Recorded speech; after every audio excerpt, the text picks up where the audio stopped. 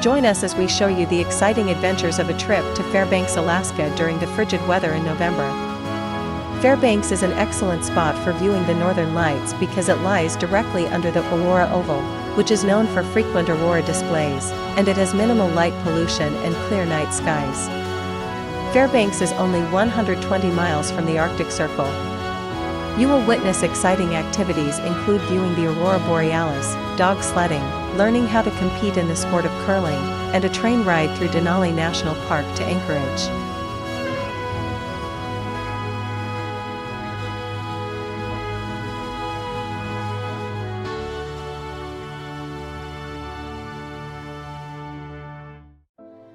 We arrived in Fairbanks in the middle of the afternoon, where we experienced the frigid cold of 5 degrees when exiting the airport. We then spent our first night at Pike's Waterfront Lodge.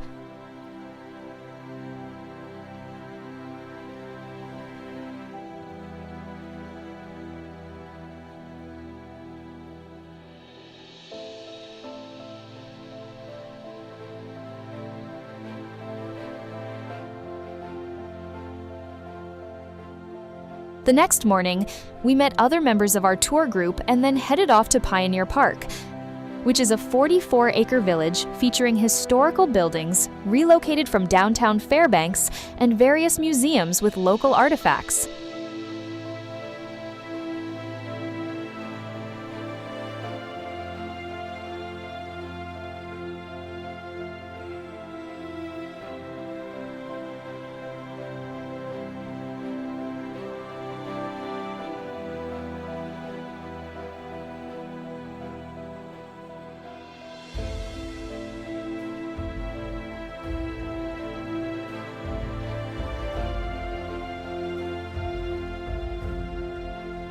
On day 2 of our tour, we headed out to the Trans-Alaska Pipeline, which transports oil from the top of Alaska in Prudhoe Bay all the way to the bottom of Alaska to the city of Valdez, and the port where ships are loaded with the oil. After lunch, we head off to the Great Alaskan Bowl Company, where we observed local craftsmen making bowls out of wood and various other items for sale. We then head over to the Morris Thompson Cultural and Visitors Center, where we could explore world-class exhibits on Alaskan history and customs, and learn about traditional Native art and music.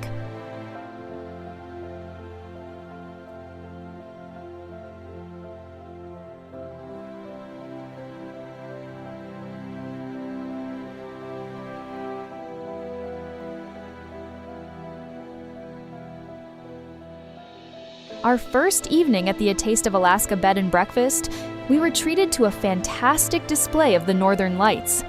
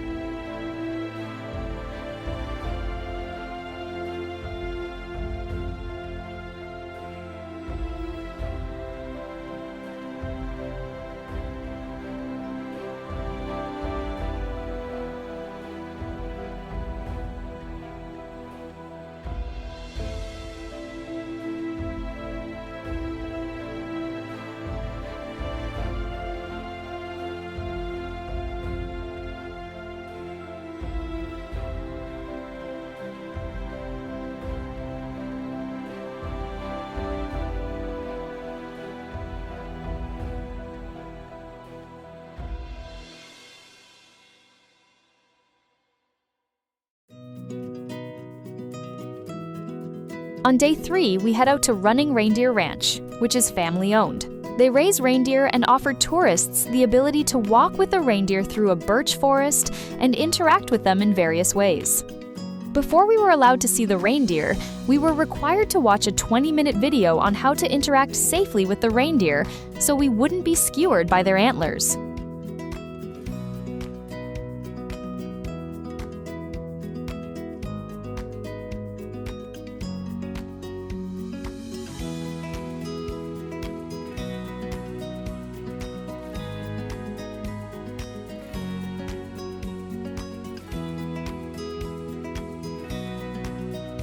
This one took a liking to Joel.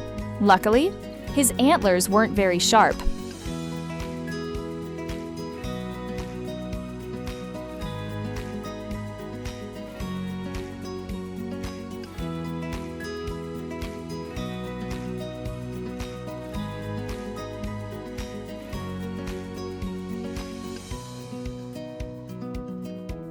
On day 4, we were able to try the sport of curling. It's not as easy as it looks on television during the Olympics. There are 2 ways of pushing the stone across the floor, called the sheet. The first way is kneeling down and sliding.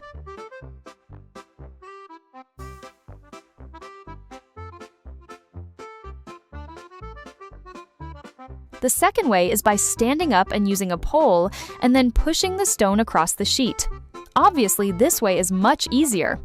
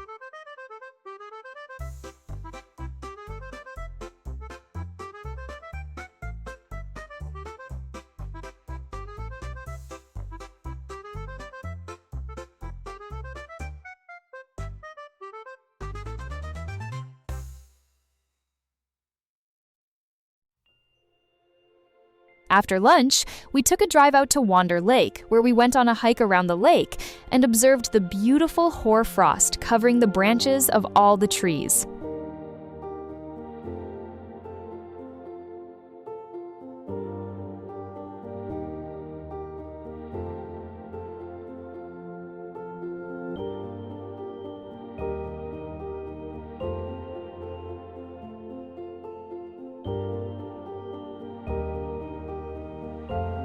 After the hike, we headed inside to warm up in the Antique Auto Museum and to view the special exhibit on display where they have period costumes alongside antique autos from the same time period.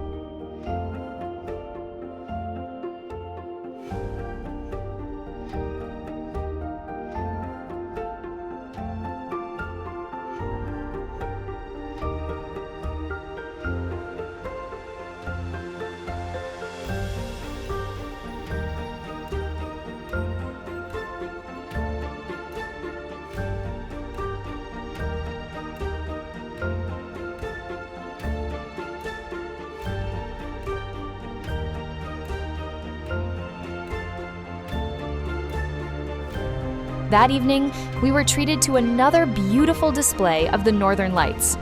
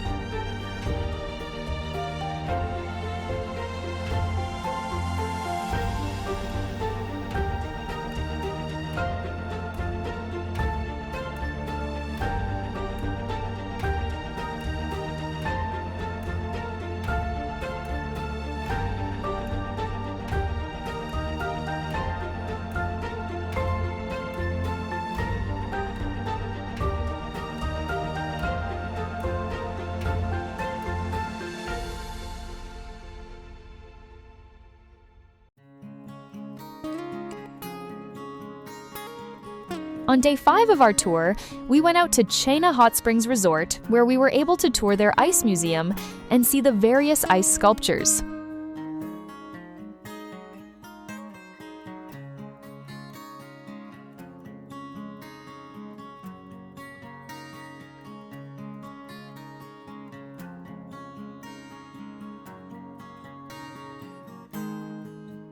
At the ice bar, we were served appletinis in glasses made out of ice.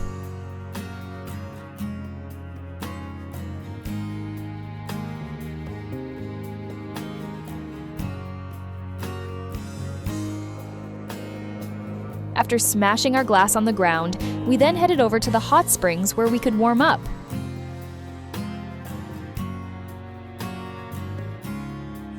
That evening, we headed to the home of a local family where we dined on moose stew and homemade bread and jam. The family also shears their own sheep and turns it into wool thread that they sell.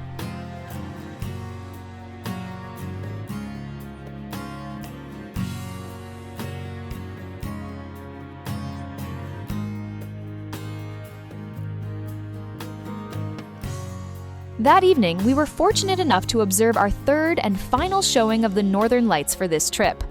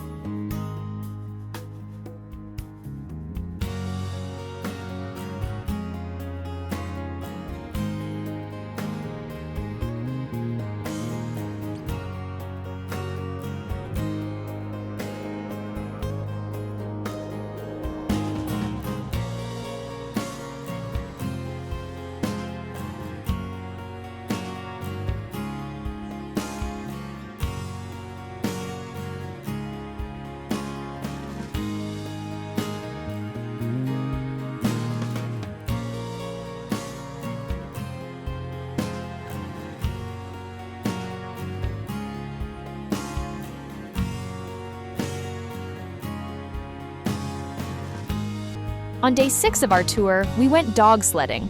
Unfortunately, there wasn't enough snow to use sleds, so we went in jeeps.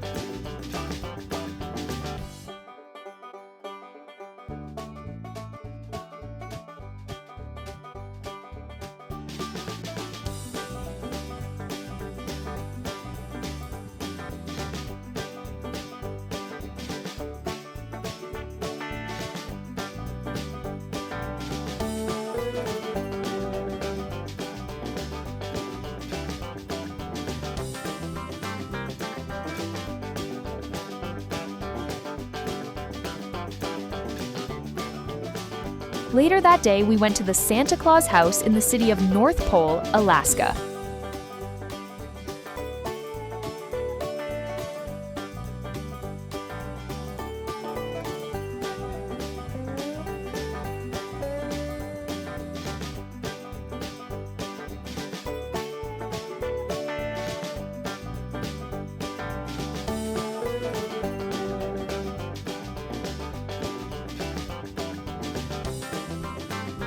The proprietor of our bed and breakfast loved to collect knickknacks.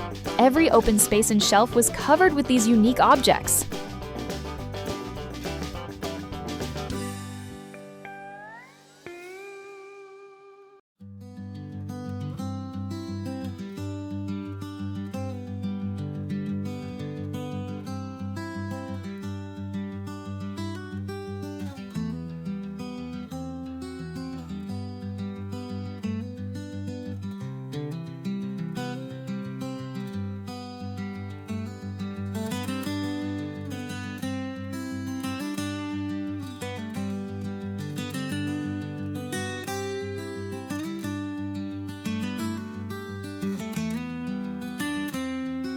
After our tour ended, we took the Alaska Railroad from Fairbanks to Anchorage through Denali National Park.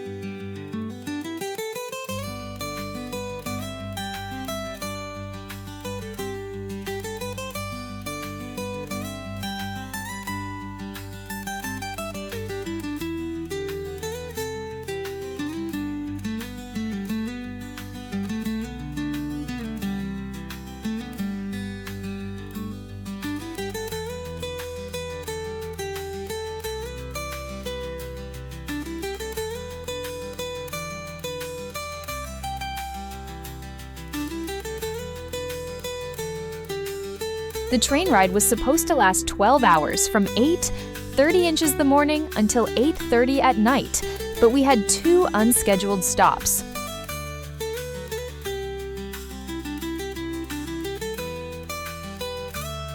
For the first stop, the conductor stopped the train to allow us to take pictures of Dall sheep up on the cliff of a mountain nearby. The second unscheduled stop was because the engine caught fire, and it took them almost an hour to put the backup engine in place to continue the journey. Unfortunately, the engine was what provides heat to the passenger cars. After about 45 minutes, the crew started passing out hand warmers to the passengers.